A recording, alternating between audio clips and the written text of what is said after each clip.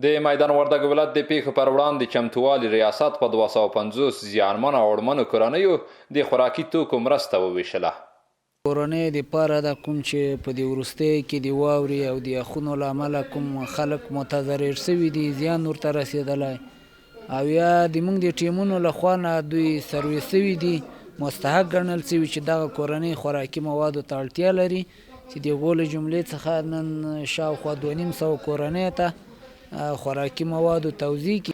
مرسته اخیستونکي له بعد اقتصادي وضعیت نه سر ټکوي. دوی وایي د اسلامي امارت په راتګ سره امنیت راغلی، که د نړیوالو له لوري په رسمیت وپېژندل شي نو اقتصادي ستونزې به یې هم له منځه ولاړې شي. اردن حالات دوبل ده، ځکه چې کاروبار نشته، کاروبار بیخي ختم ده. له انګریزان چې ووته موږ په وطن بندیزونه لګولي، د موږ اسلامي امارت په رسمیت نه پېژني.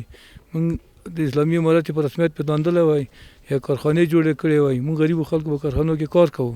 این تذکره مونو خانیم بیا سعی کنی اگه ذره چیز یافتی اون موقع بچیم سرچک میره کار یافت شد نشد بس تو یک رو بیا سعی که باز وزن زندگی ما رو میبینی که خاک نداریم دی دو روز کچ نستیم.